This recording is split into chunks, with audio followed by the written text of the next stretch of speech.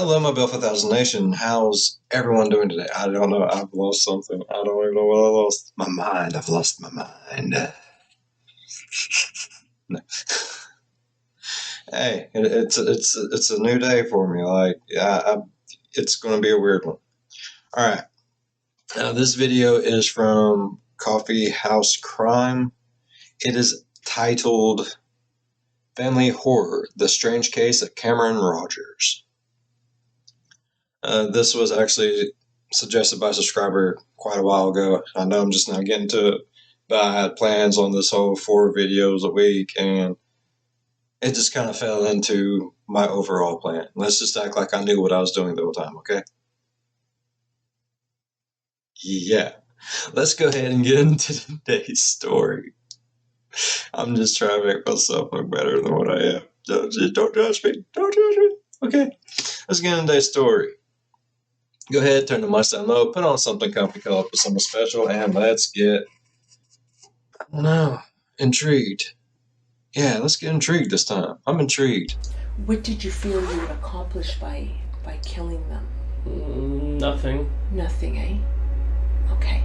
And what caused you to just do this? I don't know.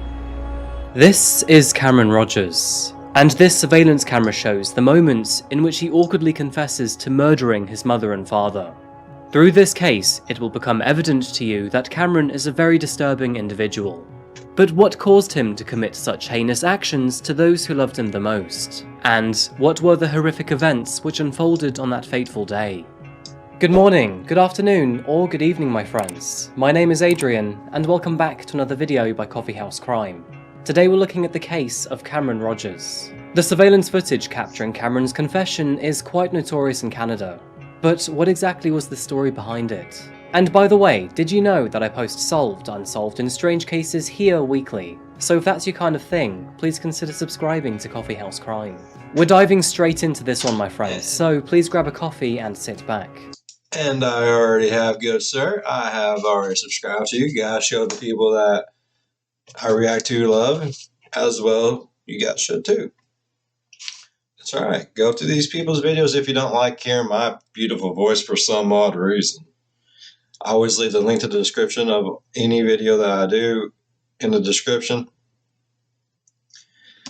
So yeah, always if you want, go over, show everyone I react to some love, hit a thumbs up on their channel, subscribe. Hey, they help me. I do what I can. I'm not even a little. Okay. You know that like gunk that you see floating around in the water? That's me. I haven't even got up to like sea urchin level yet or nothing. I'm small guy. This is the case of Cameron Rogers.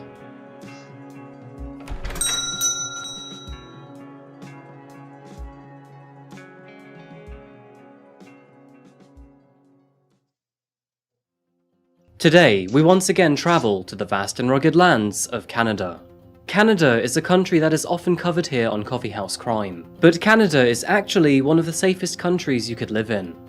When it comes to landmass, it's the second largest country in the world, only coming after Russia. Many mountains and woodlands populate its terrain, and almost half of Canada's land is covered in forest. With thanks to its relatively small population, if you stray too far from a town or city, you'll find yourself to be entirely alone with nature. You will also find distinctively modern and progressive cities in their urban hotspots. And today, we're keeping it urban by visiting the country's capital, Ottawa, a very beautiful city nestled on the banks of its namesake river. Damn, like I love his accent, y'all, like I do, and he's making Canada sound just like a freaking oasis in the middle of the desert. Like it, man, he needs to be a PR person, y'all. Like shit. Make everyone feel good about everything. Like I have a good feeling inside now just listening to it. Ottawa holds a population of 1.5 million residents, many of which are migrants, which of course is evidence that Ottawa is a very desirable place to live. And here we find the Rogers family in the riverside suburb of Rideauvieux. Small in size, the Rogers consist of Dave and Merrill Gleddy Rogers, along with their 22-year-old adopted son, Cameron Rogers. In the year 2016, Dave and Merrill were older parents, aged 69 and 63 years old. They adopted Cameron in their 40s, but they didn't let their age stop them from any activities that any younger parents could do. Dave Rogers was an Ottawan through and through. He was born and raised here, graduated from a nearby high school, and went to Carleton University, in which he obtained 2 degrees in political science and journalism. This education eventually led to Dave being hired by the Ottawa Citizen, a local newspaper outlet, where he gladly dedicated his entire professional career until retiring 37 years later. He was known to be a man with a positive outlook on life. No matter what the awful things he had to witness and report on through his line of work, he never complained and always got the job done. Merrill, on the other hand, was tough as nails. She was born into a military family in Alberta, and carrying on the family tradition. She's going those faces. Looks like she's sweet as pie, about straight you up, son. We all know. We've all seen them faces. There's one of them in every family. That's her. Guaranteed, sweet as pie. Into that moment. She joined the Canadian military after achieving a linguistics degree at the University of Ottawa. Due to her name being mistaken for a man, she was enrolled onto the men's combat training, and, as it turns out, she became one of the first 4 women to complete the entire combat course, even going on to help design future training for recruits. Dave and Merrill would one day meet at a cycling group in Ottawa, and fast forward 2 years after this, they had married and started their adventurous lives together. The pair would often travel to France and loved the country dearly. The 2 of them were bilingual, which unfortunately is a dying skill in Canada. The couple had always wanted to start a family of their own, but for reasons kept private, they never conceived any children, and instead they went down the avenue of adoption. Now, the Rogers family were perfect applicants for adoption, and it didn't take long for them to receive an offer either. That is when, in the year 1994, they welcomed the newborn Cameron into their lives. The couple naturally took to parenthood, and those around the family noted they were entirely devoted to Cameron. They centered their lives around him, and loved him unconditionally. These people sound freaking amazing. What? Okay, now if I've learned anything from watching some of the other videos that I have watched, like, I'm scared for when that other shoe is going to drop, y'all.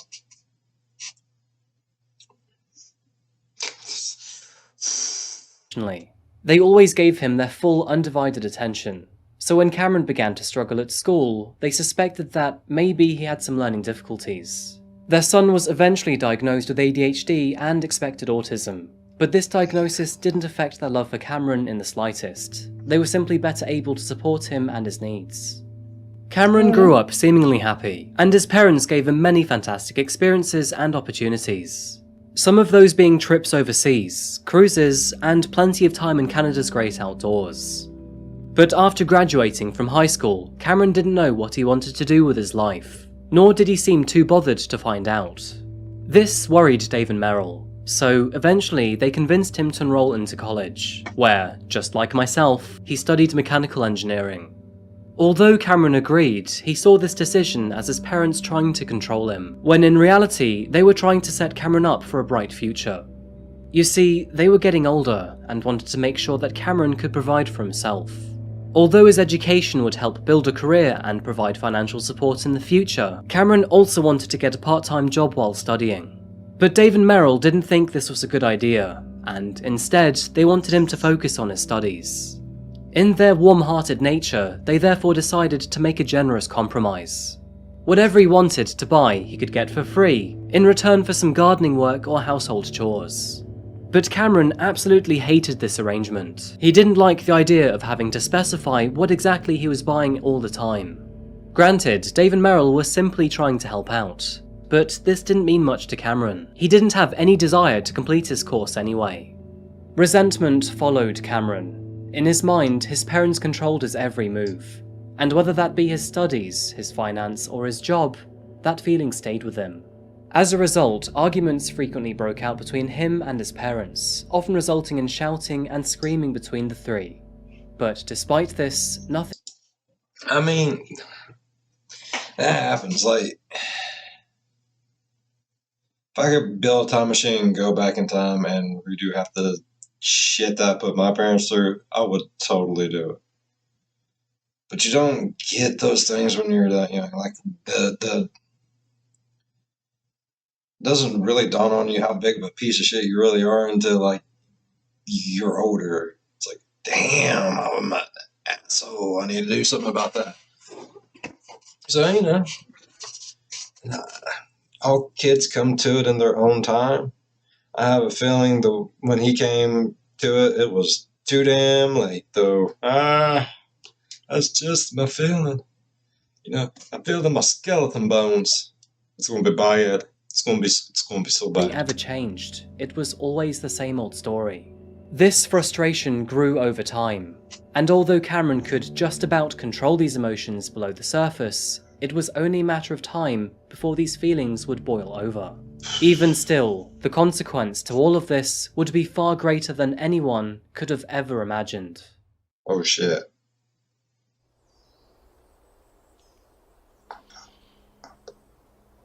November the 20th, 2016 began like any other day. The Rogers Bet it didn't end like any other day. Oh shit. family had been invited to a birthday party later that afternoon. They agreed to attend, and furthermore promised to bring a party dish over in return. But as the afternoon arrived and the clocks hit their invitation time, the Rogers family were nowhere to be seen. Hours passed, and come evening, it was apparent that they were not going to make the night's events. Friends reached out to ask if everything was alright, but there was no response. And as the days of silence began to mount up, relatives and close friends started to worry. The Rogers were a reasonably private family, so no one felt enough urgency behind their silence to call law enforcement for a welfare check.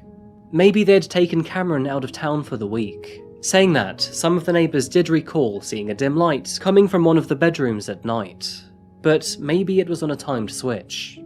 However, after 9 long days of silence and 120 miles away, a very awkward yet harrowing phone call was made to 911. That's 911? Hello? Hello. I would like to confess to a murder. Okay. Well, so where are you? I actually, I'm on a street, Mm-hmm. in Montreal. I don't know where that street is. Well, you need to know if you want me to send somebody. Yeah, that's true, eh? I'm near a parking garage. Okay, you need to be more specific. I need an address or intersection. I'm going to find the street name. An address. Oh, that might work. Mm-hmm. I'm gonna go up to the corner of the street to see the street name. And who did you kill? My mom and dad. Okay. Where do they live? They live in Ottawa. Hey, what's your name? My name is Cameron. Cameron Rogers. How old are you? I'm 22. 22. Okay. Are you gonna stay on the corner? Yes, sir. Okay. I will. Okay. I'll send somebody to go and talk to you and just see what's going on. Okay. The caller That was the weirdest freaking conversation I've ever freaking heard in my life. Oh my god. I probably should have known where I was at before I called y'all. Yeah. I'm sorry. Like, this cop's just like, uh-huh. And can you know, like, you need to know the address. Like, you need to figure this shit the fuck out. Like, I can't send someone down there to beat you down with a nightstick until you tell me. You should know me. was Cameron Rogers, and throughout this phone call it's evident that he wasn't fully sure what he was doing. Neither did he realise the gravity of his situation. As they collected Cameron from the side of the road, officers were dispatched to the home of Dave and Merrill, and as they got there at 10 PM that night, they found the gruesome discovery of 2 bodies. The 2 had tragically been stuffed behind a shed in their back garden, Dave found inside a suitcase and Merrill inside a tarp, and due to Canada's harsh winter, both of their bodies had frozen over. Needless to say, but police immediately took Cameron into custody before charging him with the murder of Dave and Merrill Rogers. Interrogation started the very next morning. Okay, so how you doing? Good. Good, you're okay? Yeah. All right. Do you remember my name? No. You just met me for the first time, Yeah. right? Yeah, okay. So my name's Teresa. Okay. I'm with the Ottawa Police, and I'm a police officer, and I work in the Major Crime Unit, all right? So I met you for the very first time today, right? Cameron seemed Didn't they say he might have a touch of autism as well? Oh, I want to be angry with the dude because, I mean, you killed people that took you in and raised you as their own child. I want to be mean as all freaking get out, but I feel bad all at the same time because autism's no joke, y'all. Like, it hits different. It's confused throughout his questioning. But the interrogator, Teresa Kelm, took a light and understanding approach to him, and it never seemed as if Cameron was lying throughout his answers. What did you feel you would accomplish by killing them? Nothing. Nothing, eh? Okay. And what caused you to just do this?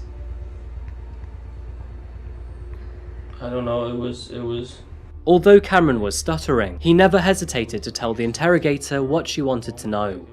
He just seemed entirely aloof throughout the process. I don't know what made me do it. It was just like I don't.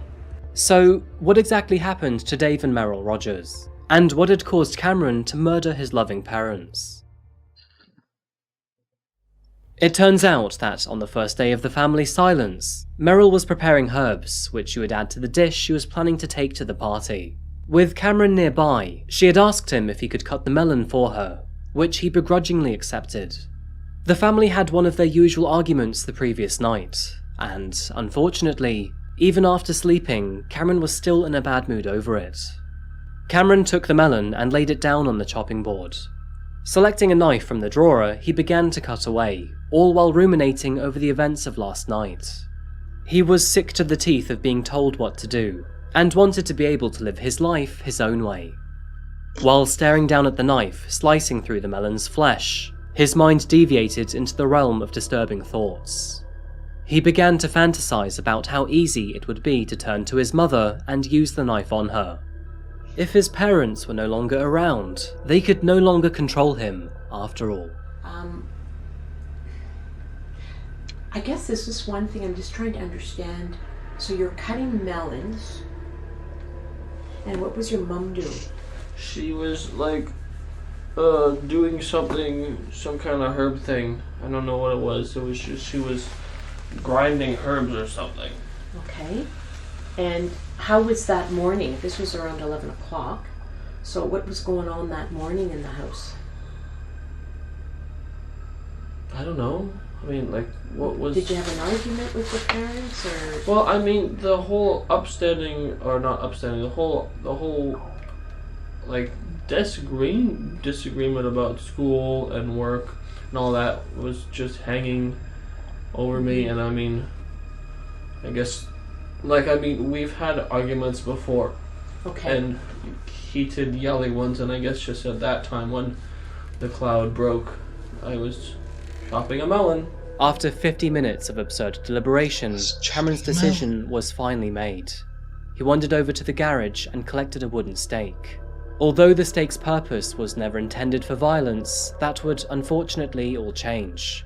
He returned to the kitchen, walked up to his mother, and stabbed her square in the back. Merrill screamed out in pain as she fell to the floor, and although the stake was not sharp enough to kill, it did cause significant injury and pain.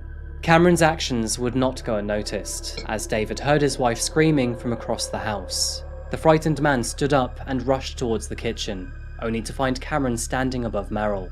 Before he could fully comprehend what was going on, Cameron thrust the stake into his father's chest, puncturing his lung in the process. And grabbing 2 knives from the kitchen counter, Cameron... What the fuck, dude? Did he have a fucking Van Helsing breakdown or something? Why a wooden stake? Abraham Lincoln vampire hunter, you need to calm her down. What the? Cameron took both parents in turn, stabbing them multiple times. Hours passed, but Merrill was still on the floor of the kitchen, groaning in pain. Cameron had stayed outside of the room to wait for her to die, as he couldn't bear being with her during that moment. Alright, and your mom, you said she was in the kitchen? Mhm. Okay. And where was your dad? He was somewhere else I don't know exactly. Okay. Can you just explain to me how your dad, did it both happen in the kitchen? Okay. How does your dad end up in the kitchen? Well, when I did my mom, he came running, and then I did him. Okay. Alright. Okay. Alright. And, how long did it take? What do you mean? Like before your mom, like how long did you... Well, my dad didn't take very long, but my mom took a long time. Okay. That's when the phone rang in the kitchen, and not wanting to be suspicious, Cameron picked up the phone. He heard the voice of his uncle, Graham, asking to speak to his sister. Cameron replied back with a lie, telling his uncle that Merrill was ill and resting in bed, and that everything was fine. But all in the meanwhile, just meters away from the phone, Merrill lay dying on the floor. And it was really hard because she was in pain, and I wanted it to stop, and I couldn't make it stop. And I felt so bad because she was in pain, and I wanted her not to be in pain, but I couldn't stop it. And it went for the whole night. And what? It took the whole night for her to die. And how do you know that it took the whole night? I don't know exactly, but I mean, I went to my room, and she was still in pain. I could hear, but then in the morning, it was done. Okay. Although Dave would pass away almost instantly, it took hours for Merrill to die. Her final moments were sure to be in agony, both physically and emotionally. She had been betrayed by the son she had raised and loved, a son who was upstairs waiting for her to pass. If Cameron had called 911 after his assault, perhaps he could have saved her life. This is awful. Oh my god. Oh. Now I see why y'all suggest it. Like, it feels like my heart has been ripped out of my chest, thrown on the floor, and stomped on. Oh my god. Oh. But this is something we will sadly never know. His next plan of action was to get rid of the bodies, or at least move them. Cameron then proceeded to make his way downstairs, wrap their bodies in a suitcase and tarp, move them behind a shed at the end of the garden, and then clean up the kitchen. Why don't we talk about how did they get to the outside? I put them there. You put them there. Okay. And when did you put them there? After they died. Okay. And how did you get them out to the back? I had to, I dragged my mom in a tarp. Okay. And then I put my dad in a suitcase. Okay. And then pulled him out. Okay. And how'd you get him in a suitcase? Well, I sort of rolled him into it. Okay. All right. Did you have to do anything to get him into the suitcase? Or? Well, it wasn't like a perfect fit. Like, I didn't, make him, fit. Okay. Cameron's parents owned a steam cleaner, which, fortunate for him, he then used to clean the blood off the kitchen floor.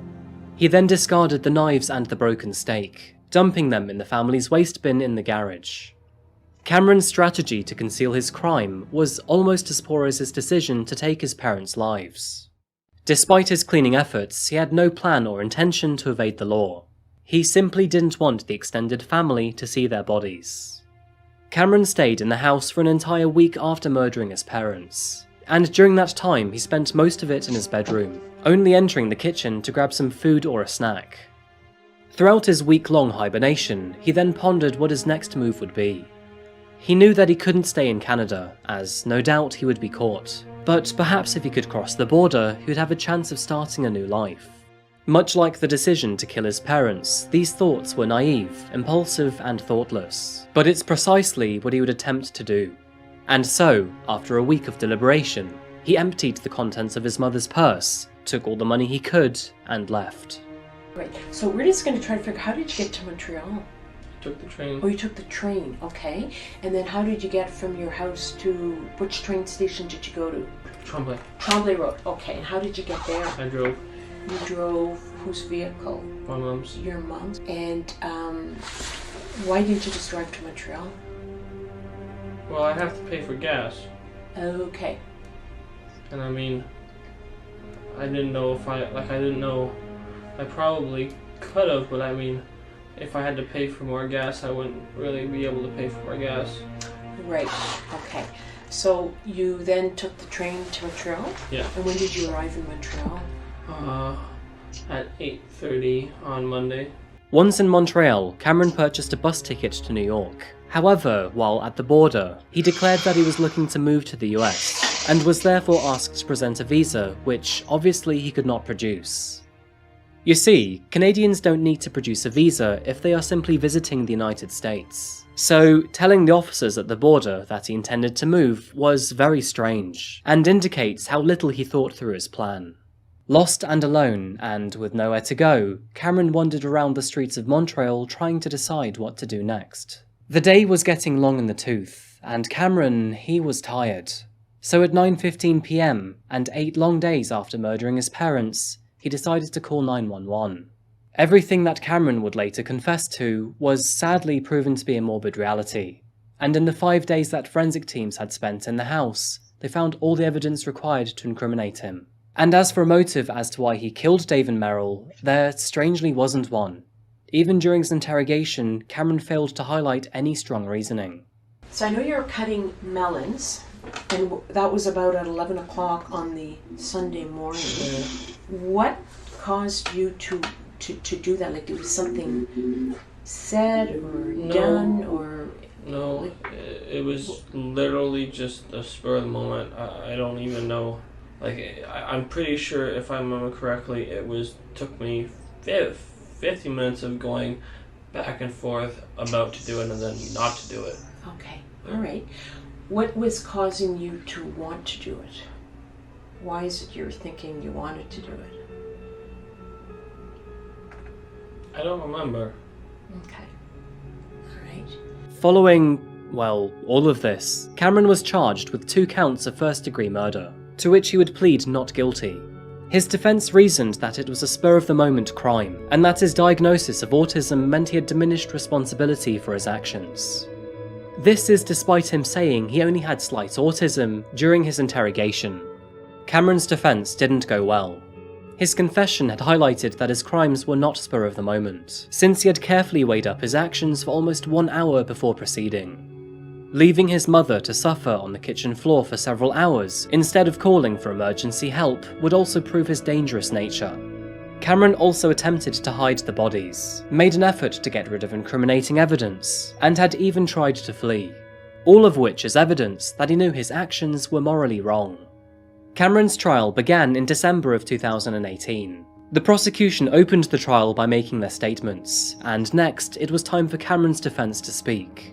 But this is when, out of the blue, Cameron told his lawyers that his father had sexually abused him for most of his life. This statement changed everything about the trial, and if true, it would change his defense team's direction quite immensely. But the question was, why had he not told them any time sooner? The trial was therefore declared as a mistrial, and ultimately the jury were dismissed, meaning that the judge would make all decisions on Cameron's fate from here on out. But while his defense team tried to get this new information out of Cameron, this is where his story crumbled, and he admitted that he made the allegation up in a panic. The trial continued without a jury several days later, and once this began, Cameron was subjected to 24 victim impact statements from the friends and family of David Merrill. These statements came from people Cameron had grown up with, and those who loved him very much. To avoid proceeding with the trial, The judge gave Cameron Rogers the option to plead guilty to 2 counts of first-degree murder, to which eventually he resigned. Cameron pleaded guilty to both, and therefore was sentenced to life in prison, without the possibility of parole for the next 20 years. This means that technically Cameron could be a free man in the year 2038. His family members, who are not related to him by blood, do not welcome this sentence, and instead they now fear for their safety in the future. I think everyone wants to hear from Cameron the why. Ultimately, that is always the question from everyone. I think either from family, from the community at large, is they want to hear why. Why did you do this, Cameron? I think the fact that he lied and made these allegations against his father shows some of his character, shows some selflessness on his part, shows some willingness to try to get away with this. It shows somebody trying to get out some shit, which everybody tries to do. Look, he could have just been in a cell where someone's like, hey man, tell him your daddy touched you, that's why you flip shit. I've seen people get out on that. Guarantee. Because, I mean, he was sitting there up front and honest with that lady the whole time. And I'm not condoning anything this boy has done, this child, this overgrown man-child of any sorts. But even with the touch of autism, that's a lot of things comes with that. So I just, like, I want to agree with him. I want to be like, yeah, fuck him. Fuck that kid. He killed these people. Like, he's a piece of shit, you know? But I've had close personal experiences with just a touch of autism can do to someone and their mentality about things. And even a touch of it it does make a big difference. And for anyone out there that offended with making that comment, I am very sorry. I am not trying to speak for everyone. I am just speaking from my experiences. I'm not condoning, like I said, I don't condone any of it, but damn, you know, and all they want is why. He might not know why.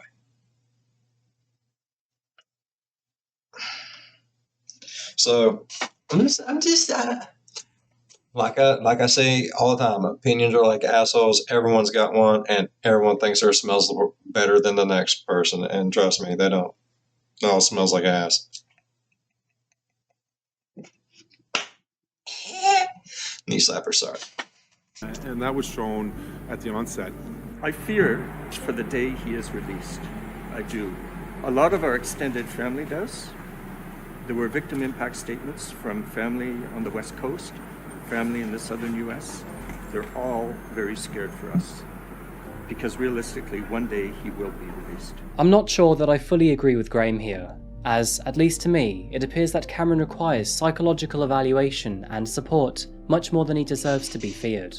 No doubt, this does not exclude the fact that he murdered both of his parents. Hey, I like him even more. I agree with that 100%.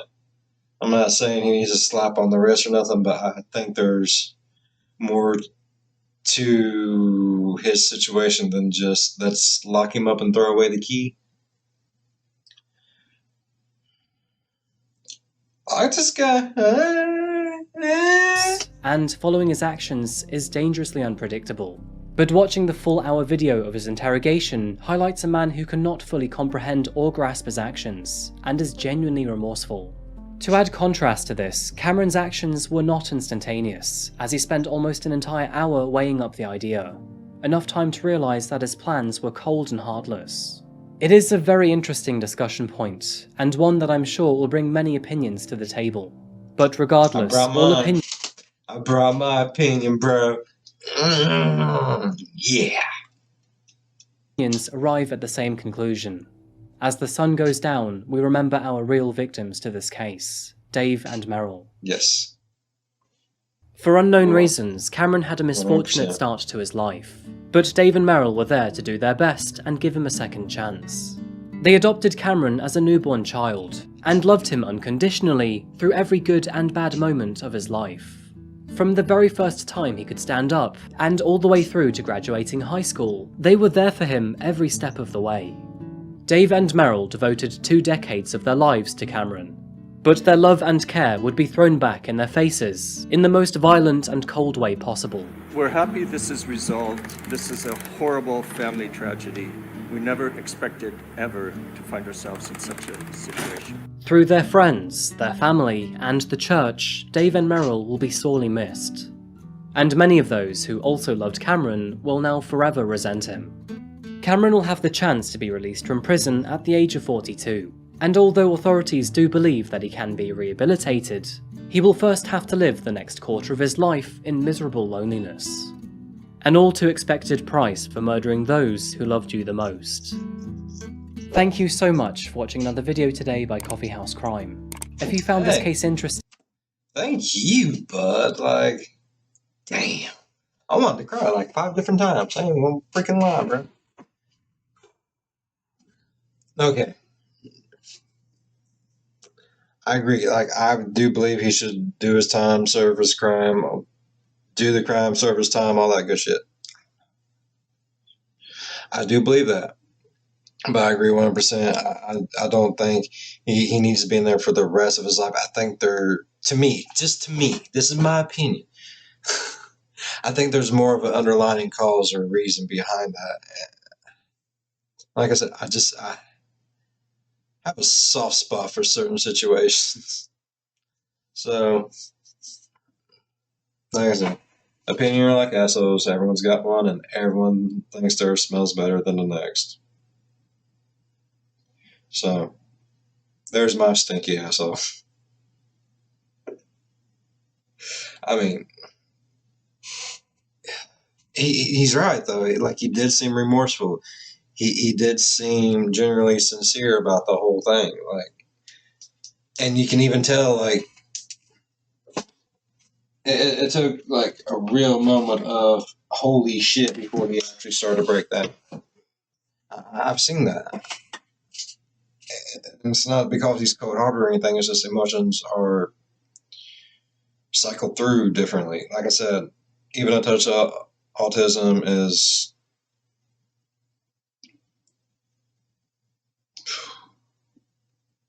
be rough. It can be rough. Shit just hits different. That's all I can say. So, damn, I like this. Like, he's an emotional man. Like, whew. Jeez. All right. I really enjoyed today's video, and if you enjoyed today's video too, please leave a thumbs up. And if you're a fan of the spooky, scary, strange, or deranged, or just anything that yeah. If you're a fan, just subscribe. Screw it. It don't matter what you like. We'll get there eventually. Alright. As always, be good one another. I'll see you in the next one. Bye-bye. Damn. I hate feeling bad for the bad guy. Like, the bad guy just makes me want to cry. Shit. That's so messed up. The whole situation. Like, damn.